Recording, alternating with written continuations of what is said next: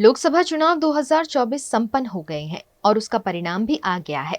केंद्र में भारतीय जनता पार्टी ने सहयोगी दल के साथ सरकार भी बना ली है, जिस पर झगड़िया के पूर्व विधायक और आदिवासी अग्रणी छोटू वसावा ने अपनी प्रतिक्रिया देते हुए कहा कि ये सरकार नकली है, पुरानी आफत अब बड़ी होने वाली है। नीतीश कुमार और चंद्रबाबू नायडू को नरेंद्र मोदी को सपोर्ट नहीं करना चाहिए था। साथ ही उन्होंने उत्तर प्रदेश की जनता और अखिलेश यादव को शुभकामनाएं भी दी हैं। बस ए जूनी जे आफत हती आ मोटी आफत थवानी छे। हवे सरकार जेवुं कंई छे ज नथी। ईवीएम थी बेलेट थी चूंटणी करे तो आवा जे परिबळो छे ए बधा तेड़े लागी जाए, घेर बेही जाए, कां तो ए लोकोने आ देशमांथी भागी जवुं पड़े। ए जातनो राजतंत्र ए लोकोए आ देश पर कर्युं छे।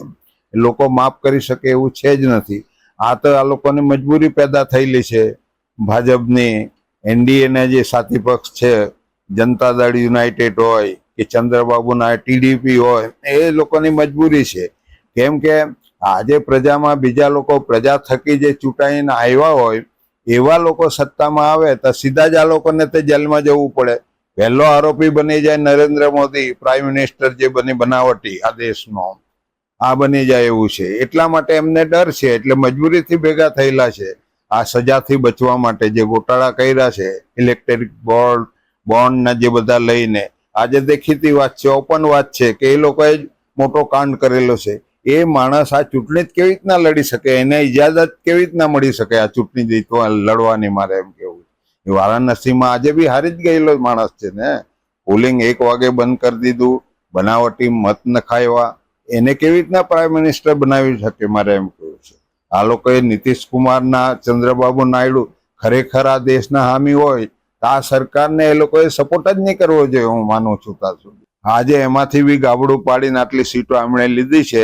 અખિલેશના એ લોકોને મારે ધન્યવાદ આપવા પડે। આવા જે લોકો છે એ લોકોના લીધે ત્યાં યુપીમાંથી આ લોકો કંટ્રોલ છે, એના લીધે આખા દેશની જે આ સરકાર, બનાવટી સરકાર જે આજે આ દેશ પર રાજ કરે છે, આજે એમનો જે વડો હતો મોહન ભાગવત, એમણે જે વાત કરી છે અહંકારી માણસોને એમ કે આ સત્તા ભોગવવાનો કોઈ અધિકાર નથી, એવા જે એમના સૂર છે। તો એ લોકો તમે જ પેદાઈશ કરેલા છે આ લોકોને, તમે શા માટે ગડકરીને આની અંદર મોકલ્યો પ્રધાન પદ લેવા માટે? એટલે તમે હજુ સામેલ જ છે ને એની અંદર। નહીં તો કહી દેવું જોઈએ કે ભાઈ બરખાસ્ત કરો, કાં તો ફરીથી ચૂંટણી કરો। શું જરૂર છે નરેન્દ્ર મોદીને વડાપ્રધાન બનાવવાની?